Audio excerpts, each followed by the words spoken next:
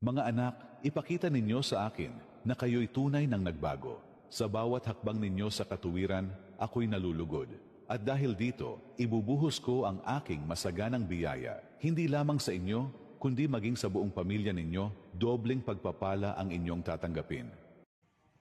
Kapag hirap kang patawarin ang sarili mo o ang iba, ilapit mo sa akin ang bigat na iyan. Ipagkatiwala mo sa akin ang sakit, ang sugat at ang alaala ng nakaraan. Sa akin may tunay na kaginhawaan at kapayapaan. Kapag naguguluhan ka, kung tama pa ba ang tinatahak mong landas, lumuhod ka lamang at manalangin. Tawagin mo ako mula sa iyong puso at diringgin ko ang iyong tinig at ituturo ko sa iyo ang tamang landas. Kapag pagod ka na sa laban ng buhay, lumapit ka sa akin. Ako ang magiging pahinga at lakas mo. Ako ang magpupuno sa iyo ng bagong sigla para magpatuloy. Ang sino mang lihim na naninira sa kanyang kapwa ay hindi makakatakas. Wawasakin ko ang kanilang bibig na puno ng kasinungalingan. Ang mayabang na mata at pusong mapagmataas ay hindi ko palalampasin, kundi ibabagsak ko sila sa araw ng aking paghatol. May 7 bagay na kasuklam-suklam sa aking paningin. Taong puno ng kayabangan, kasinungalingan, kamay na pumapatay ng inosente, pusong puno ng masamang balak, paang laging naghahanap ng kasamaan, maling saksi at taong naghahasik ng alitan.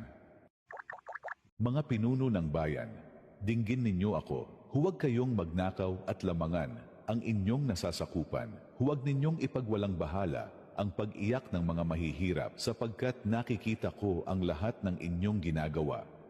Tandaan ninyo, darating ang araw ng aking katarungan at sa apoy ng impyerno ang inyong kahahantungan. Ang 7 anghel ay aalis upang ibuhos ang mangkok ng puot sa lupa.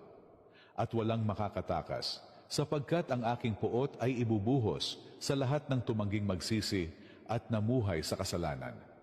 Ako si Jesus at ipinapahayag ko ito bilang babala.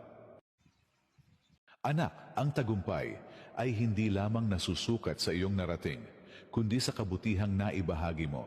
Matamis ang tagumpay kapag pinaghirapan, ngunit mas makahulugan kapag ito'y naging biyaya para sa iba.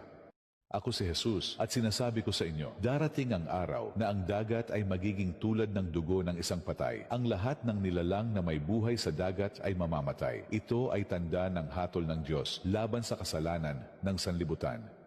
Darating ang oras na ang lahat ng kayamanang tinatamasa ng tao ay unti-unting maglalaho, sapagkat nakikita ko na habang dumarami ang kanyang yaman, siya na may dahan